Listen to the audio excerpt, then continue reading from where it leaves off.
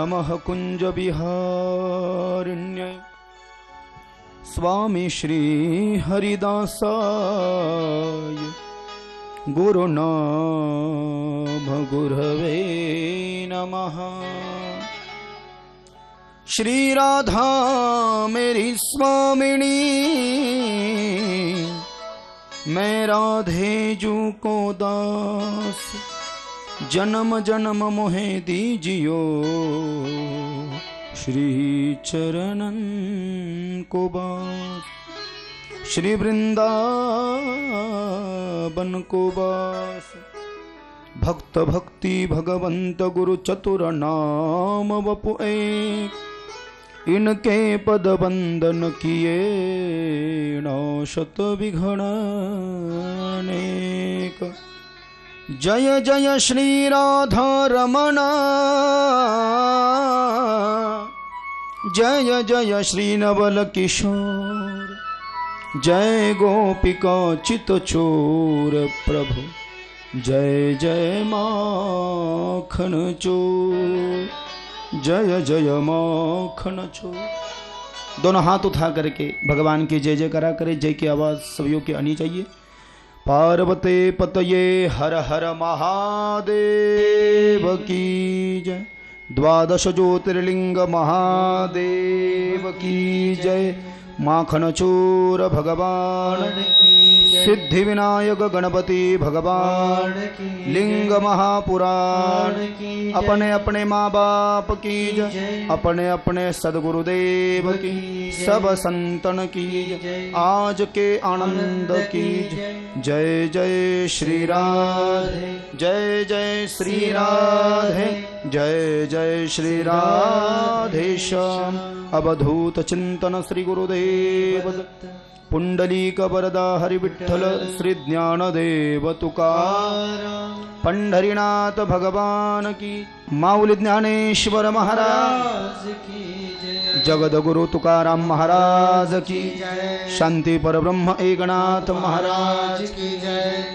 अकारण करुणा वरुणालय, तड़िद्विक विनिंदक पीतांबरधारी, ललित ललाम लौम्ले परिप्लावित, कर्तुम अकर्तुम अन्यथा कर्तुम यदविलक्षणीय स्वस्वरूपात्मकम्। आदि सत्ता, चित सत्ता, परम सत्ता, परिपूर्ण सत्ता, स्वयं पूर्ण सत्ता, अनामिक सत्ता, अव्याहित सत्ता, अबाधित सत्ता, अखंडित सत्ता, अविरल सत्ता, सर्ग स्थित्यंत कारक, मायात्री त्रिगुण चक्र चालक, पार्वती हृदय विहंगम, विश्वीय अंतिम व्यवस्था, भवबंध विमोचक, रजनी तिमिर छेदक, भगवान श्री शिव की, भोलेनाथ की प्रतिवांगमय मूर्ति, शिव शंकर का बोलता हुआ रूप, लिंग महापुराण कथा, सप्त दिवसीय भक्ति अनुष्ठान के माध्यम से अखंड हरिनाम सप्ताह ग्रंथराज ज्ञानेश्वरी पारायण 7वें वर्ष में प्रथम बार लिंग महापुराण की कथा इस संघर्ष नगर यंटू छत्रपति संभाजी नगर महाराष्ट्र में आयोजित की गई है। पूर्व 5 दिनों से इस स्थान पर बह रही श्री लिंग महापुराण कथा रूपी ज्ञान गंगा, ज्ञानवापी, ज्ञान सागर, ज्ञान कुआ, ज्ञान बावड़ी, ज्ञान झरना, ज्ञान सरोवर, ज्ञान सागर, इसमें स्नान करने के लिए वारकरी संतों के चरणों के धूले के मकरंदों का असस्वादन, रसस्वादन, अमृतपान करने के लिए आप और हमारे जैसे सभी श्रोतृवृंद चक्रवाक कारंडक पंचों के रूप में इस ज्ञान गंगा में गोते लगाने के लिए, तैरने के लिए, स्नान करने के लिए उपस्थित हो रहे हैं। आज कथा का 6वां दिवस है। आज के इस मंगलमय पावन बेला में कथा में प्रवेश करके कथा को पूर्णता की ओर ले जाने की कोशिश करें। उससे पूर्व आज भी जो कथा प्रेमी कथा पंडाल में उपस्थित है वह सभी वेदाध्ययन तत्पर लोग, ज्ञाननिष्ठ, तपोनिष्ठ, वयोनिष्ठ, ज्ञानवृद्ध, तपोवृद्ध, वयोवृद्ध, गुणीजनी, टाळकरी, माळकरी, वारकरी, नानाविध अन्य सांप्रदायिक मंडली, दृश्य अदृश्य शक्ति, प्रकट अप्रकट चेतना, बाल गोपाल, भक्ति शक्ति स्वरूपा माता बहने, भगवत चरण कमलानुरागी, राजशक्ति, शिवशक्ति, पितृशक्ति, धर्मशक्ति, परमार्थ प्रेमी, माइक सिस्टम वाले, ऑपरेटिंग वाले, सम्माननीय श्री हरिभक्ति परायण पांचाल जी महाराज जिनके सुंदर माइक सिस्टम में यह कार्यक्रम चल रहा है। सप्ताह की कमेटी विशेष रूप से महिला मंडल ने इस कार्यक्रम का आयोजन किया है। तो आयोजन करने वाले आप श्री सभी लोग, गायक मंडली और पूजनीय हमारे बड़े भाई जैसे हरिभक्ति परायण दत्तात्रेय जी महाराज शिंदे जो 3 दिनों से कथा में उपस्थित हो रहे हैं और आज विशेष रूप से कथा में हमारे साथ हमारे बहनोई, हमारे बड़े जीजा जी हमारा हौसला बढ़ाने के लिए और आशीर्वचन देने के लिए संजय कुलकर्णी साहब भी आए हैं, तो उनका भी मैं तहे दिल से इस कथा में स्वागत करता हूँ।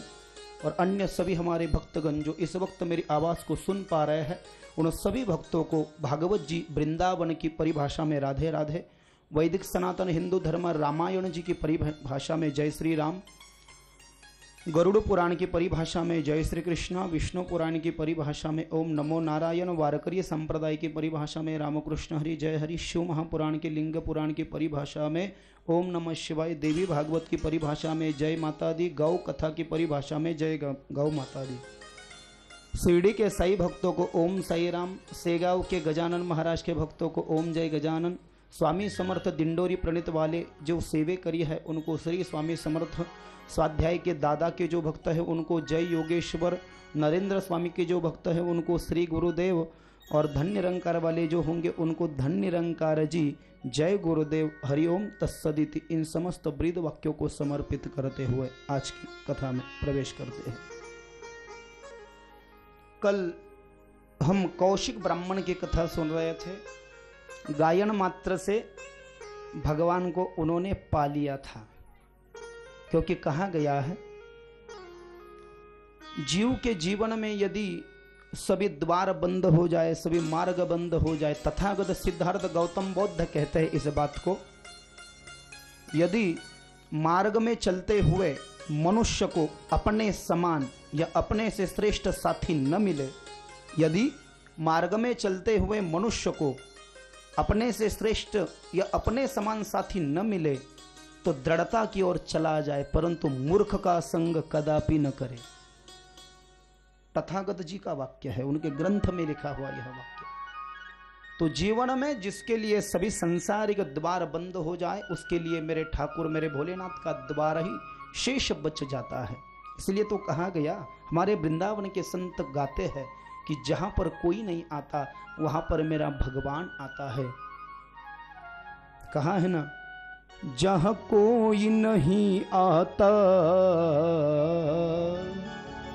मेरे शाम आते हैं। का ब्राह्मण और उसकी पत्नी चंचुला जो बिंदुल जीवन की यात्रा व्यतीत करते करते कर्म भ्रष्ट हो गया था, पतित हो गया था, पापी हो गया था, पाप कर्म में लिप्त होते हुए ही वह मर गया।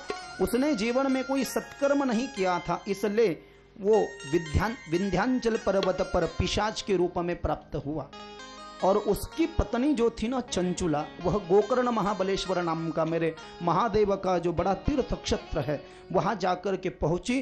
तो जीवन में उसने पहली बार वहां पर भगवान शंकर की शिव कथा सुनी, तो उसके मन में प्रेम भावना जागृत हो गई, शिव जी के चरणों में अनुराग उत्पन्न हो गया। मन में जितना भी मैल था, पाप था, वह कट गया कथा सुनने मात्र से। तो वो जो चंचुला थी ना, जिसके पति ने पाप किया था और पति के मृत्यु के पश्चात वह भी पाप कर्म में लिप्त हो चुकी थी। जब उसके पति जीवित थे बिंदुल, तब तो वो पुण्य कर रही थी। तुकाम ने पतिव्रता तिचि देवावरी सत्ता, जगतगुरु संत तुकाम महाराज ने कहा ना कि पतिव्रता की व्रत में इतनी शक्ति होती है कि देवी भागवत में सावित्री की कथा आई और उसका पति सत्यवान पेड़ से गिरकर मर गया था, उम्र से पहले ही गुजर चुका था, समय से पहले उसकी मृत्यु हो चुकी थी। और यम उसे उठा करके लेके गया। तो सावित्री यम के पीछे पीछे चली गई और कहा यदि मैं पूर्ण पतिव्रता हूं तो मेरा पति जीवित होगा। यम ने कहा यह कदापि संभव नहीं है, एक बार नरदेह का यदि काल आ जाए तो ब्रह्मदेव भी उसे नहीं रोक सकते। लेकिन यही पतिव्रता की शक्ति है। पद्म पुराण में एक श्लोक आया है, अहिल्या द्रौपदी तारा, अहिल्या सीता द्रौपदी तारा मंदोदरीम तथा पंचकन्याम स्मरे नित्यम महापातक नाशनम। इन जैसी कोई पतिव्रतियां नहीं माता बहनों। अहिल्या मेरे ब्रह्मदेव की पुत्री और गौतम ऋषि की, ब्रह्मदेव की पुत्री गौतम ऋषि की पत्नी, द्रौपदी द्रुपद राजा की कन्या, पांडवों की पत्नी द्रौपदी, अहिल्या द्रौपदी सीता, जनक जी की बेटी रामलला की पत्नी, दशरथ जी की बहू, अहिल्या द्रौपदी सीता। तारा कौन सी वाली तारा? दो तारा है ना, देवगुरु बृहस्पति की पत्नी एक तारा है और वाली की पत्नी एक तारा है, वाली वाली तारा। यहां पर अहिल्या, द्रौपदी, सीता, तारा, मंदोदरी रावण की पत्नी। वैसे तो लंकापति रावण को 80,000 पत्नियां हैं, 1 लाख पुत्र है, 1.25 लाख पोते हैं, रामायण जी में लिखा है इस बात को। लेकिन बाकी पत्नियों के नाम के उल्लेख नहीं आए हैं रामायण में, बस यही मंदोदरी पतिव्रता में श्रेष्ठ है। और कुछ कुछ पतिव्रता तो ऐसी हुई कि जिनका न तो श्लोक में नाम है न किसी अभंग में नाम है, तो भी संसार आज उन्हें जानता है, मानता है, पहचानता है। रावण की स्नुषा, संस्कृत शब्द है स्नुषा, हिंदी में बहू, मराठी में सून, संस्कृत में स्नुषा कहते हैं, डॉटर इन लॉ अंग्रेजी में। वो जो डॉटर इन लॉ है, बहू है, बहुरानी है स्नुषा, रावण और मंदोदरी का बड़ा पुत्र इंद्रजीत, 4 नाम हैं उसके। इंद्र को जीता इसलिए इंद्रजीत। मेघनाथ, मेघों में जाकर के युद्ध करता इसलिए मेघनाथ। शक्रारी, इंद्र का ही नाम शक्रारी है, इंद्र को, उस शक्र को जीत लिया इसलिए शक्रजीत, इंद्रजीत, मेघनाथ, ऐसे कई सारे नाम उसके हैं। मेघनाथ की पत्नी सुलोचना, पतिव्रता कितनी श्रेष्ठ होती है उसका महात्म्य मैं यहां पर कहने की कोशिश कर रहा हूं, ध्यान से सुनिएगा। रावण की ये स्नुषा, सुलोचना ऐसी पतिव्रता है कि इंद्रजीत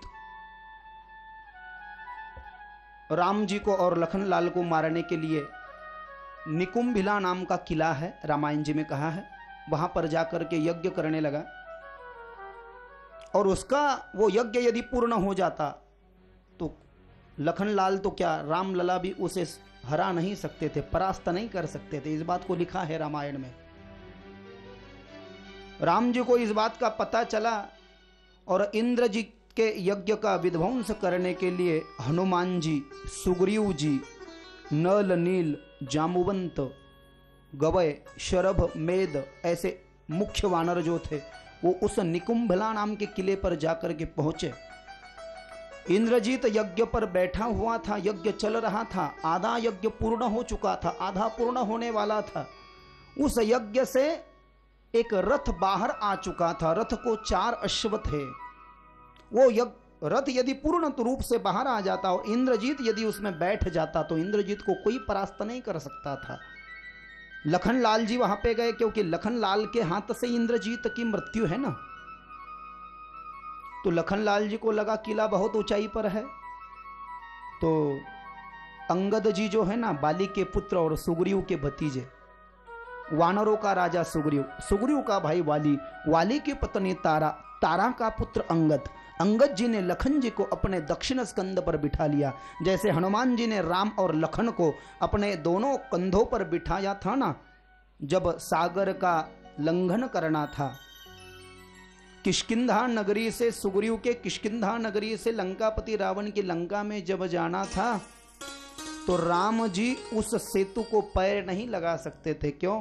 क्योंकि राम जी जिस भी चीज को पैर लगाते थे ना वह स्वर्ग चली जाती थी। हनुमान जी ने सोचा यदि राम जी इस सेतु को पैर लगा दे, इनके पैरों के धूलि से 60,000 वर्ष से ब्रह्मदेव की पुत्री और गौतम की पत्नी अहिल्या जो शिला बन चुकी थी, इंद्र ने उसका सील भ्रष्ट कर दिया था, अग्नि ने मदद की थी। बहुत बड़ी कथा है, मैं विस्तार नहीं करूंगा। तो राम जी के चरणों की धूलि मात्र से उसका उद्धार हो चुका था। कहीं सेतु का उद्धार न हो जाए और हम उधर जाना है लंका में, इधर न लटक जाए किष्किंधा में, इसलिए हनुमान जी ने अपने दाहिने स्कंद पर राम जी को और बाएं स्कंद पर लखन जी को उठा लिया था। तो हनुमान जी ने इन दोनों को उठाया है, लेकिन अभी यहां पर लखन जी आए हैं तो अंगद ने लखन जी को अपने कंधे पर उठा लिया और कहा, लक्ष्मण जी आपका काम कर लीजिए, यदि इस दुष्ट का यज्ञ पूर्ण हो गया तो आप तो क्या आपके भैया तक इसे परास्त नहीं कर सकते। लखन जी ने धनुष उठाया, धनुष को तीर लगाया, प्रत्यंचा खींची और तीर छोड़ा। पहले तीर से उस इंद्रजीत की गर्दन उड़ा डाली, दूसरे तीर से उसका दाहिना हाथ काट डाला, तीसरी तीर से उसका बायां हाथ काट डाला, चौथे तीर से उसकी कमर और पैर अलग कर डाले, इंद्रजीत का वध कर डाला लक्ष्मण जी ने। तो इंद्रजीत मर चुका है यह सबको पता चले, इसलिए सभी वानरों ने इंद्रजीत का जो मुख है वह लिया और राम जी को दिखा दिया, जा करके देखो हमने रावण के बड़े पुत्र को मार दिया है जो देवताओं को 4 बार हरा चुका है। राम जी ने कहा मारा ये ठीक है, लेकिन गलत किया, आप उसका सिर उठा करके लाए हो।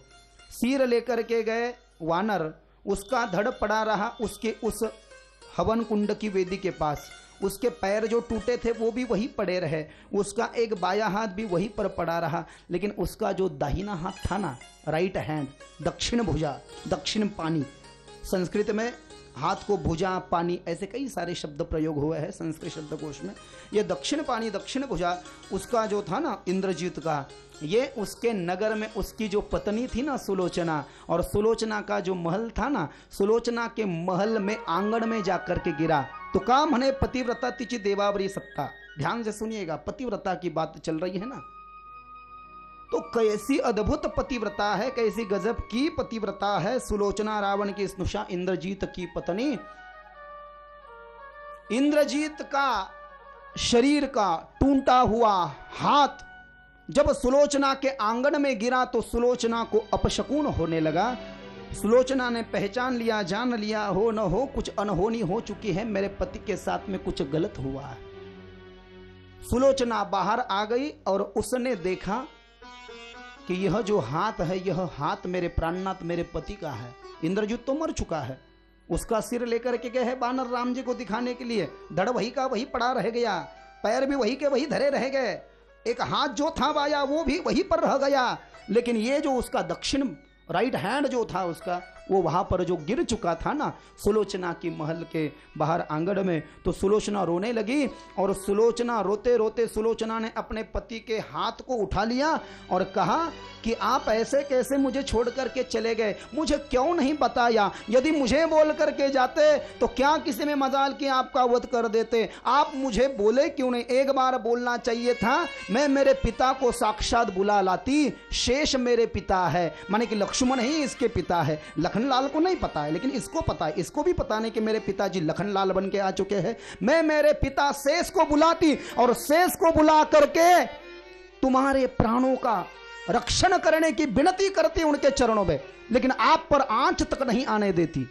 तो काम हने पतिव्रता तिचि देवावरी सत्ता, तो क्या अधिकार होता है मेरे माता बहनों पतिव्रता का, जरा सोचना इस बारे में, जस्ट थिंक अबाउट इट। ऐसा जब वो रोने लगी तो वो तो हाथ, अरे एक बार आदमी डेढ़ तो डेढ़ है प्यारे, सिर एक और है, धड़ एक और है, पैर एक और है, कमर एक और है, दूसरा हाथ एक और है, एक ही हाथ उसके पास में है, अपने सीने से लगाया, रोने लगी सुलोचना। तो सुलोचना का रोना जान करके इंद्रजीत के शरीर का टूटा हुआ मरा हुआ हाथ ऐसे हिलने लगा। वाल्मीकि रामायण में इस बात को लिखा है, हिलने लगा। सुलोचना ने जान लिया मेरे पति मुझसे कुछ बोलना चाहते हैं। भुर्ज पत्र लाया, शाही लाई, मोर का पंख लाया, मोर का पंख शाही में भिगो करके इंद्रजीत के टूटे हुए हाथ की जो उंगलियां थी ना लिखने वाली, इन 2 उंगलियों में दे डाला और इंद्रजीत का टूटा हुआ दाहिना हाथ उस भुर्ज पत्र पर लिखने लगा कि मेरे साथ क्या हुआ है, कि मैं निकुंभिला किले पर यज्ञ कर रहा था, वहां पर 8-9 बानर आए और राम जी के भाई लक्ष्मण जी ने बड़ी ही क्रूरता से मेरा वध कर डाला, मैं कुछ न कर सका। लिखने लगा वो टूटा हुआ हाथ, और टूटा हुआ हाथ जब लिखने लगा, जब ये वृत्तांत सब जान लिया, जानने के पश्चात सुलोचना को तो बड़ा बुरा लगा।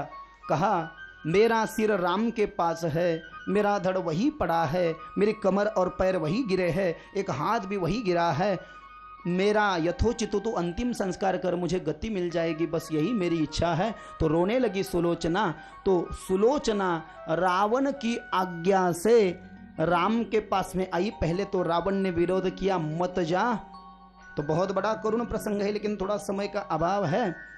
मंदोदरी ने आज्ञा ली रावण से सुलोचना के लिए। सुलोचना राम जी के पास में जब आई तो सभी वानर बहुत खुश हो गए। उनको लगा इंद्रजीत का वध हो गया तो रावण घबरा गया। मारे घबराहट के रावण ने माँ सीता को अशोक वाटिका से मुक्त कर डाला, क्योंकि तब कोई फोटो आदि नहीं थे ना। वो तो जमाना 12 लाख वर्ष पूर्व राम जी का अवतार है प्यारे।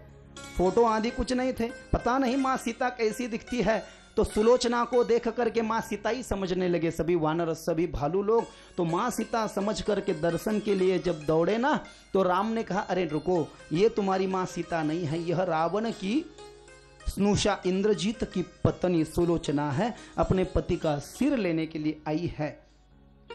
राम जी की आज्ञा से सुलोचना अपने पति के सिर के पास जब आई, और सिर के पास में जब आई तो सिर को देख करके और रोने लगी, क्योंकि हाथ को देख करके जो रोएगी तो सिर को देख करके कितना रोएगी। अपने पति का सिर वहां पर थाली में रखा पाया, सिर को हृदय से समेट लिया और रोने लगी कि प्राणनाथ आपने मुझे क्यों नहीं कहा, अब आप तो बड़े वीर थे, देवता भी आपसे डरते थे, आप ऐसे कैसे चले गए, मुझे कहा क्यों नहीं, मेरे पिता को ले आती। और ऐसा जब सुलोचना ने कहा इंद्रजीत मर चुका है, पहले तो हाथ नहीं लिखा, आगे का किस्सा सुनिए, गजब का किस्सा है यह रामायण का। मेरे पिता को बुला लाती, ऐसा जब कहा तो वो इंद्रजीत का जो सर था ना, टूटा हुआ मरा हुआ सर, उस मरे हुए टूटे हुए सर ने अपना दाहिना आंख खोला, दाहिनी ओर की आंख खोल करके अपना मुंह भी खोला, और मरा हुआ इंद्रजीत का मुख हंसने लगा, बोलने लगा आंख खोल करके, तू क्या तेरे पिता का नाम लेती है, मेरे वध का कारण तेरा पिता ही है। जब ये लखन ने सुना तो लखन तो बिल्कुल पैरों के नीचे से जमीन खिसक गई, मैं तेरा पिता ही मेरे वध का कारण है। फिर लखन जी को पता चला कि यह मेरी ही कन्या है, मैं शेष लखन बन चुका हूं और शेष नाग की कन्या सुलोचना है। उस हिसाब से, उस माध्यम से यदि देखा जाए तो दामाद की हत्या मैंने कर डाली है, कितना बड़ा दोष हो गया। लखन लाल जी तो बहुत खेद हो गया उनके मन में और रोने लगे, राम जी को बड़ा बुरा लगा। तू यदि चाहता है तो तेरे दामाद को जीवित कर दूं क्या। सबको लगा अब तो कोई खैर नहीं, ये यदि जीवित हो गया तो हमारी खैर नहीं। कहा जो भी हुआ होने दो, लेकिन इसको जीवित मत करो। जैसे वैसे समझा करके इंद्रजीत का सर दे डाला। इंद्रजीत का सर सुलोचना ने लिया, एक हाथ तो उसके पास था, दूसरा हाथ वहां से प्राप्त किया, किले से धड़ प्राप्त किया, और दोनों पैर भी प्राप्त किए, और सागर की तट पर वेदी रच करके उस सुलोचना ने अपने पति के यथोचित पूर्ण शरीर को जोड़ करके अंतिम संस्कार किए, और वह भी उस अग्नि में उसने अपने प्राणों का बलिदान दे दिया। तो ये उसका अधिकार था कि मरा हुआ पति भी उसे बोलने पर विवश हो गया, उसको वृत्तांत लिखने में। तो ऐसी कई सारी पतिव्रता है जिनका नाम इस श्लोक में नहीं है, संतों के अभंग में नहीं है। मेरे दत्तात्रेय की माता जी अनुसया, तीनों देवता उसके पतिव्रता के तेज के सामने पुत्र बन गए थे। शुद्ध बीजापुटी, फले रसा गोमटी, मुखी अमृता सी वाणी, देह देवा से कारणी, सर्वांग निर्मल चित्त जयसे गंगा जल, तुका म्हणे जाती ताप दर्शने विश्रांति। अभंग नंबर 37, 4 चरण, तुकाराम महाराज की गाथा। जगतगुरु संत तुकाराम महाराज ने कहा, ऐसा तेज साधना का, पतिव्रता का, व्रतों का, अनुष्ठानों का, जपों का, तपों का, यज्ञों का जिनके घर में होता है, उनके घर में जन्म लेने के लिए तो मेरा नारायण भोलेनाथ भी तरसता है। नारायण विनती करते हैं कि हम आपके पुत्र बनना चाहते हैं। पवित्र तो देश पावन, तो पवित्र तो देश पावन ते कुळ जेथे हरिचे दास जन्म घेती। तो क्यों नारायण का गुणगान गाने में इतनी नरदेह की सार्थकता है। जिभा तक उस ब्राह्मण ने काट डाली। तो नारद जैसा कोई गायक नहीं, और तुम्बुरु से भी उस ब्राह्मण से यह कथा निकली है कि पाप, चंचुला और बिंदुल। तो चंचुला तो पहले पाप ही करती थी, पतिव्रता थी, और लेकिन पति मर गया तो उसे लगा मेरे पति ने जीवन भर पाप ही किया है, वैश्यागमन किया है, मैं जो अच्छा बर्ताव मैंने किया तो मुझे क्या उसका फल मिला। तो पति के गुजरने के बाद में पाप कर्म कर रही थी, लेकिन शिव कथा सुनी तो मन में शुद्ध भाव जागृत हो गया, और शिव कथा सुनने का यह परिणाम हुआ कि माता पार्वती की दासी बन गई। माता पार्वती इस पर प्रसन्न हुई। माता पार्वती ने कहा मैं तेरी सेवा से प्रसन्न हूँ, मांग चंचुला क्या मांगती है। तो चंचुला ने कहा मेरा पति ब्राह्मण कुल में जन्मा था, लेकिन उसने बहुत पाप कर डाला, मैं तो पतिव्रता थी, लेकिन उसके गुजरने के बाद में मैं भी गलत संगत में हो गई थी, लेकिन कथा सुनने से मैं तुम्हारे पद में आ गई। माँ, मेरी एक ही इच्छा है कि मेरा पति कहाँ है, ये मुझे पता चलना चाहिए। तो पार्वती ने आंख बंद करके जाना कि तेरा पति पिशाच बन करके विंध्याचल पर्वत पर घूम रहा है। माँ, मैं उससे मिलना चाहती हूँ, उसे भी शिव कथा सुननी होगी। तो कौन सुनाएगा? भक्तराज तुम्बुर। तुम्बुर ने हाथ में बीना ली और बीना लेकर के उस चंचुल के पति बिंदुल को कथा सुनाई। जैसे गोकर्ण ने भागवत जी की कथा धुंधुकारी को सुनाई थी। धुंधुकारी पंडाल की एक वृक्ष जो था ना, एक काष्ठ का जो खंबा था ना, जिसको 7 गांठ थी, मराठी मध्ये 7 पेरी बांबू किंवा 7 पेरी कांडे, तो 7 गांठ वाला जो एक काष्ठ था, जो लकड़ा था, उस लकड़ी में वह धुंधुकारी बैठ करके कथा सुन करके मुक्त हो गया। ऐसे ही शिव महापुराण में बिंदुला का दुष्टपति, चंचुला का दुष्टपति बिंदुल मुक्त हो गया और शिवलोक में आ गया और अपने पत्नी से मिला। यही लाभ है कथा सुनने मात्र का। इसलिए तो मैं कहता हूँ, जब भी कथा में आओ शुद्धता के साथ आओ, रुद्राक्ष पहन करके आओ, भस्म लगा करके आओ, यही तो इसकी महिमा है। अभी हम कथा में आते हैं तो स्नान करके आते हैं 2 बार। ये सब हमारे गायक लोग आदि आदि जानते हैं। कौन सी भी कथा हो, घर से निकलने से पूर्व 2 बार, सवेरे वाला स्नान अलग होता है, लेकिन कथा में जा रहे हैं तो हम स्नान करके ही आते हैं। शुद्धता बनी रहे, शुचिता बनी रहे, स्नान से विचार पवित्र हो जाते हैं, मन में पवित्रता आ जाती है प्यारे। इसलिए तो बड़े बड़े संत भी कहते हैं ना, कथा सुनना है प्यारे तो कथा सुनते वक्त मन में प्रसन्नता होनी चाहिए। कहीं कहीं जगह कहा गया है एकाग्रता होनी चाहिए, लेकिन मैं नहीं कहता इस बात को एकाग्रता होनी चाहिए। क्यों? क्योंकि मुझे पता नहीं भाई, आप सब बैठे हो, लेकिन बैठे यहाँ हो, लेकिन एकाग्रता घर में लगी है कि वो आए होंगे या नहीं, ताला खुला होगा या नहीं, डिब्बा लिया होगा या नहीं, तो एकाग्रता बरकरार नहीं रह सकती। लेकिन कथा सुनते वक्त प्रसन्नता जरूर होनी चाहिए। जब भी सुनो मन में प्रसन्नता होनी चाहिए, प्रसन्नता बरकरार रहे और हमारे जान पर न आए, हमें ऐसे मुरझाए से न लगे। इसलिए तो बीच बीच में भजन, थोड़ा भक्ति रस आदि आदि ये सब चीजें होती है। तो देवर्षि नारद जो है वो गायक बाद में बड़े बने हैं। तो तुम्बुर इतने श्रेष्ठ है कि तुम्बुर ने ही शिव कथा सुनाई थी। बाद में विष्णु का सभी चरित्र तो नारद ने सुनाया है, लेकिन ट्रक के पीछे लिखा होता है प्यारे, जलो मत बराबरी करो। नारद जी जले नहीं, नारद जी ने बराबरी करने की कोशिश की कि मैं तुम्बुर से श्रेष्ठ बनना चाहता हूं। तो नारायण की शरणागत हुए, 1000 वर्ष तक प्राणायाम किया और प्राणायाम करने के पश्चात नारायण ने कहा तो तुम्बुर से भी श्रेष्ठ हो जाएगा। लेकिन कैसे? ऐसे कहने मात्र से नहीं। ब्रह्म नारद पुराण में कहा गया, देवर्षि नारद ने, भेद होते हैं गायन के, लिंग पुराण में लिखा है कितने भेद है? 46,100, 46,100 भेदांना नारदांनी जाणलं गायनाच्या। तो नारद जैसा कौन गायक हो सकता है? 46,100 भेद, बड़े भेद होते हैं गायन में, अलग अलग। ठुमरी है, भैरव है, बहुत अलग अलग ऐसे जो लोग जानते हैं शास्त्रीय गायन को। तो नारद ने सभी भेदों को जान लिया। कितने सालों में? कहा 2000 सालों में। 2000 साल नारद गायन सीखते रहे। सीखने के पश्चात 2000 साल तक गायन का रियाज किया और 2000 वर्षों तक कीर्तन का अभ्यास किया। ब्रह्म नारदीय पुराण में कहा गया।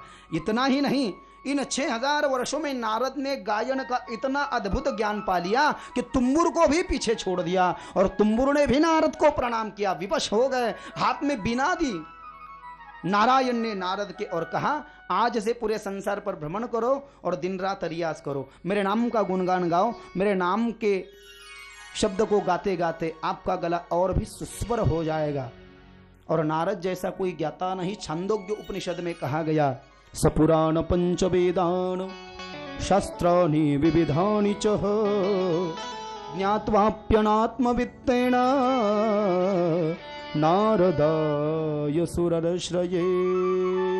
सपुराण पंचवेदान, सभी पुराण नारद ने ग्रहण कर लिए, आत्मसात कर लिए। शास्त्राणि विविधानि च ज्ञात्वाप्यज्ञात्मवित्तेन नारदाय सुरश्रये। और किससे किससे गायन सीखा? कहा नारद जब तपस्या कर रहे थे, नारद के गायन के गुरु कौन है? पहले गुरु कृष्ण है। बोले कृष्ण के जैसा गायक कौन हो सकता है? मेरे कृष्ण की जैसी बंसुरी कौन बजा सकता है? कि बराह पीडम नटवर वपुः कर्णयो कर्णिकारम बिबरदवासम कनिक कपिशम वैजयन्तीं चमालाम् किरन्ध्रण वेणोरधर सूधयो पूरयन् गोपवृन्दे वृंदारण्यम स्वपदरणम प्राविशद गीत कीरतिः। इसको वेणु गीत कहा गया है ना। भगवान कृष्ण ने कहा मैं तुम्हें गायन सिखाऊंगा नहीं, लेकिन मेरी एक पत्नी को गायन आता है। भगवान श्री कृष्ण की 16,108 पत्नियां हैं ना, तो कई है। कौन क्लासिकल गायक है उसमें? लिंग पुराण में लिखा गया। रुक्मिणी 1, सत्यभामा 2, जाम्बती 3, कालिंदी 4, मित्रविंदा 5, नागनजिती 6, लक्ष्मणा 7 और भद्रा 8। इनमें से ये 8 पत्नियां और 16,100 अलग। इनमें से जो जाम्बती है ना, जाम्बती हमारे जामवंत जी की कन्या और कृष्ण की 3 नंबर की पत्नी जाम्बती, ये बड़ी सुंदर गायिका है। तो नारद को कृष्ण ने उपदेश किया, मैं तो गायन के बहुत भेद जानता हूं, लेकिन मेरे पीछे बहुत झमेला है, मैं तुझे नहीं सिखा सकता, तू मेरी पत्नी से गायन के बारे में जान ले। तो नारद के गायन के पहले गुरु बने हैं गोपाल कृष्ण, दूसरे गुरु बने हैं उनकी पत्नी जाम्बती, और तीसरा गुरु एक उलुक बना है। उलुक जो पंछी है, जो किसी ऋषि के शाप से उलुक बन चुका था, लेकिन गाता बड़ा सुंदर था। नारद जब 1000 वर्ष सांस रोक करके तपस्या कर रहा था ना बड़ा गायक बनने के लिए, अब देखिए 1000 साल तपस्या की है नारद ने सिर्फ ये प्राप्त हो जाए। इसके लिए पहले कुछ भी यदि करना है तो बहुत सीखना चाहिए, सीखने के बाद में कहीं जॉब करना चाहिए, जॉब से अनुभव लेना चाहिए, और अनुभव के बाद में संसार में बांटना चाहिए, तो ही उस चीज में गजब का तेज आ जाता है। ये नारद की कथा बोध दे रही है हमको कि तुम्बुर से भी श्रेष्ठ हो जाऊं। 1000 साल प्राणायाम किया सांस रोक करके, तो ऊपर से आकाशवाणी हुई, भाई अपने शरीर को इतनी तकलीफ क्यों दे रहे हो? तो कहा मुझे तुम्बुर से भी श्रेष्ठ गायक बनना है, तो एक काम करो, तुम उत्तर मानस पर्वत पर जाओ, तुम्हें तुम्हारे मन में जितने भी प्रश्न जगे हैं उनके उत्तर मिल जाएंगे।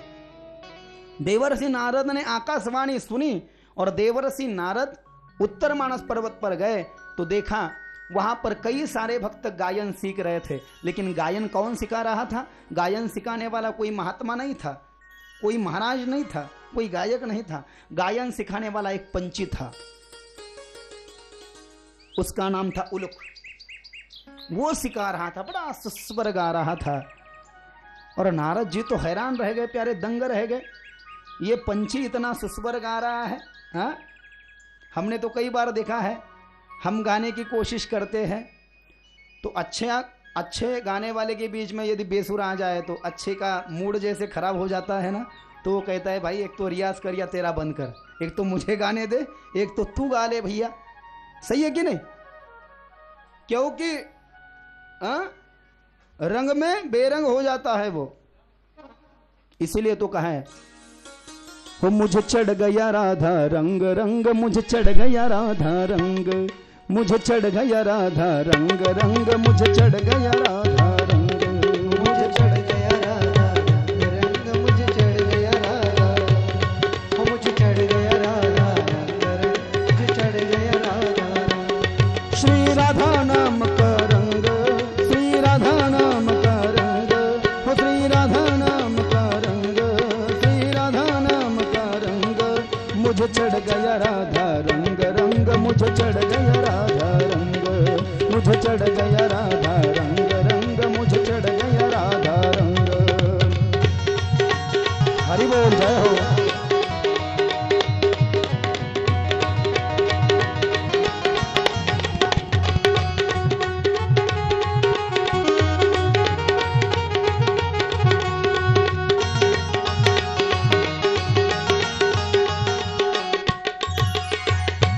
कहीं सारा कीर्तन में कीर्तनकार आने से पहले जो ध्यान का अभंग बोलना पड़ता है, वारकरी संप्रदाय में जो बोला जाता है ना, वो यदि बिगड़ जाए तो पूरा कीर्तन खराब हो जाता है, क्योंकि उस पर जवाब जिम्मेवारी होती है। रंगा ये वो रंगा ये वो, क्यों गाया ये? हर कलाकार में बाकी सब अच्छा है, लेकिन बड़े बड़े संत कहते भाई तेरे में थोड़ा गुण कम हो तो चलेगा, लेकिन बर्ताव अच्छा होना चाहिए, बिहेवियर अच्छा होना चाहिए, एटीट्यूड अच्छा होना चाहिए। उस उलुक ने, उस पंछी ने नारद को कहा मेरे जैसा इस वक्त संसार में दूसरा कोई गान विद्या का गुरु नहीं है। मैंने बहुत रियाज किया, मैं बहुत सीखा, लेकिन मुझ में इतना ईगो आ गया कि मैं दूसरे गायकों का तिरस्कार करने लगा, उनकी ईर्ष्या करने लगा, और अपने अभिमान में मैंने किसी संत का अपमान कर डाला। तो उन्होंने कहा अरे रे क्या मतलब तू इस नरदेह को आया है, लक्ष्य 84 लाख योनियों में घूम करके आदमी अंततः 84 लाखवीं जो योनि है वो मनुष्य की है, बाकी जो योनियां हैं वह भोग योनियां है प्यारे। दुर्लभो मानुषो देहो देहिनो क्षण भंगुर तत्रापि दुर्लभ मन्ने है वैकुंठम प्रिय दर्शनम। भागवत में लिखा इस श्लोक को कि नरदेह मिलना अति दुर्लभ है, मिल भी जाए तो अच्छी कुल में मिलना दुर्लभ है, और हम भगवान के भक्त बन जाए यही तो इस देह की सार्थकता है। तो इतने नरदेह में आकर के तुझ में इतना गुण है, लेकिन इस गुण पर मंडरा करके तू दूसरे का अपमान करता है। तो इंसान की भेष में शैतान है, इंसान की भेष में तू शोभा नहीं देता, जा पंछी बन जा। तो मुझे पंछी बनने का श्राप दिया, तो मैं उनके चरणों पर गिरकर गिड़गिड़ाने लगा कि महाराज जी मुझे श्राप दे दिया, लेकिन मेरा गायन वैसे ही रहना चाहिए। तो उन्होंने कहा तेरे गायन को कुछ नहीं होगा, तू पंछी बनेगा लेकिन गायन तेरा वैसे की वैसे ही रहेगा। संत का अपमान कर डाला सो बन गया पंछी। इसलिए याद रखना, किसी को कुछ नहीं दे सकते।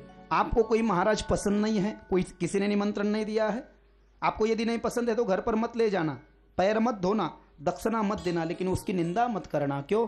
यदि आपने किसी अच्छे व्यक्ति की निंदा की ना तो वह व्यक्ति तो कुछ नहीं करेगा, लेकिन अच्छे व्यक्ति की यदि निंदा हो जाए तो भगवान नारायण कदापि नहीं सह सकते। भागवत में कद्रिया नाम के ब्राह्मण ने पंचस्थ ब्राह्मण का अपमान कर डाला था, उसे भोजन तक नहीं दिया था, गालियां बकी थी। तो भगवान नारायण क्रोधित हुए और वह पंचस्थ ब्राह्मण निकल जाने के पश्चात उन्होंने उस कद्रिय ब्राह्मण के पूरे घर को आग लगा दी थी, पूरा धन जल करके राख हो चुका था, उसकी बीवी और बच्चे चले गए। अंततः कद्रिय भिखारी बन गया, हाथ में थाली ले ली, जिस गांव में गर्दन ऊपर करके चलता था, गर्दन झुका करके चल रहा था, भिक्षा मांग रहा था, लोग उसको पत्थर परोसने लगे, कोई मिट्टी परोसने लगा। बोलने की हिम्मत नहीं हुई प्यारे कि क्यों मुझे मिट्टी देते हो, रोटी क्यों नहीं देते, क्यों? अरे तूने लोगों के साथ में कैसा बर्ताव किया, जरा सोच कर तो देख। इसलिए कहा है हरिजनाची कोनासी न घड़ा बिनिंदा साहित गोविंदाना ही त्याचे। हो सके तो बस धर्म का काम करना आप कम करिए। अंतरीची घेतो गोडी पाहे जोडी भाबाची देव सोयरा देव सोयरा देव सोयरा दिनाचा आपुल्याच वैभवे शृंगारावे निर्बळे तुका म्हणे जेवी सवे प्रेम द्यावे प्रीतीचे। पान नंबर 1 भंग नंबर 5 जगतगुरु तुकाराम महाराज की गाथा। बाबूराव देवड़ी कृतभंग गाथा। नामदेव महाराज के पास में कुछ नहीं था, लेकिन रोज भगवान से बात करते थे कि नहीं। नामदेव महाराज पहले कच्चे थे, बाद में पक्के हो गए, पांडुरंग को पहचान लिया। एक दिन नामदेव महाराज एक वृक्ष के नीचे बैठ करके भोजन खा रहे थे, तो भोजन खाते खाते भगवान पांडुरंग ठाकुर जी उनकी परीक्षा लेने के लिए आ गए, और उनके थाली में एक रोटी रखी थी, वो सूखी रोटी लेकर करके श्वान के रूप में, कुत्ते के रूप में भगवान जी आ गए श्वान के रूप में, और नामदेव महाराज की रोटी लेकर के भाग रहे थे। तो नामदेव महाराज पक्के बन चुके हैं ना, अभी भक्ति की सीमा गांठ ली है। उन्होंने कहा अरे अरे अरे अरे विठलनाथ, अरे अरे सूखी रोटी मत खा रे, अरे तेरा पेट दुख जाएगा, अपचन हो जाएगा भाई, घी की कटोरी तो लेकर के जा साथ में। आपुल्याच वैभवे शृंगारावे निर्मळे तुका म्हणे जेवी सवे प्रेम द्यावे प्रीतीचे। इसलिए जितना भी हो सके कबीर महाराज ने कहा धर्म पर चलने की कोशिश करो। आपको जो भी धर्म पसंद आएगा, ऐसा कोई कंपलसरी मैंडेटरी नहीं कि यही आप करें। जो भी आपकी परंपरा है, आपके माता पिता ने आपको जो दिया है, जो आपके गुरु है, उनकी जैसी परंपरा है, साधना है, उसे बरकरार रखे, उसे आगे ले जाए। यही तो जीव का कर्तव्य है, यही तो धर्म का लक्षण है। इसलिए तो कबीर महाराज ने कहा धर्म पर चलो और करो शतकर्म, धर्म पर चलो और करो शतकर्म, धर्म पर चलो करो शतकर्म।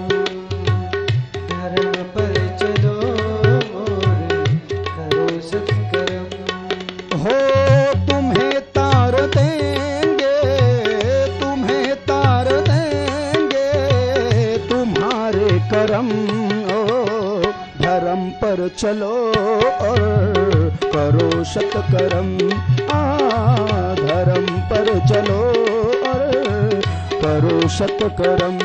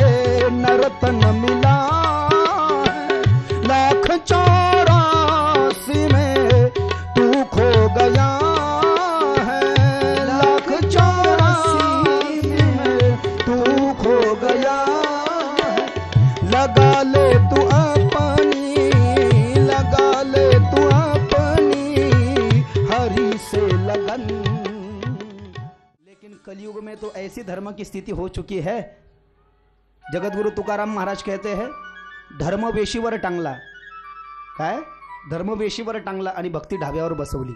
धर्म तो न कळे काय झाकिले डोळे, जीवर भ्रमले या कामे कैसे कळो येती वरमे। विषयांचा माज काही धरोणे दिला, जो तुका म्हणे लांसी माया नाचविते कैशी। 2156 अभंगाचा नंबर 4 चढ तुकाराम महाराजांची बाबूराव देवळीकृत अभंग गाथा।